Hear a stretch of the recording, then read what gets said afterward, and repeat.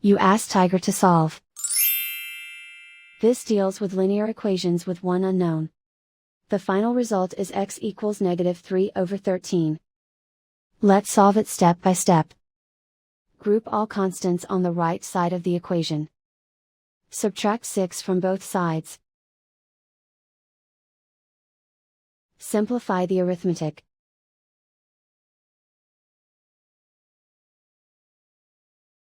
Isolate the x. Divide both sides by 26. Simplify the fraction. Find the greatest common factor of the numerator and denominator. Factor out and cancel the greatest common factor. And so the final result is x equals -3/13.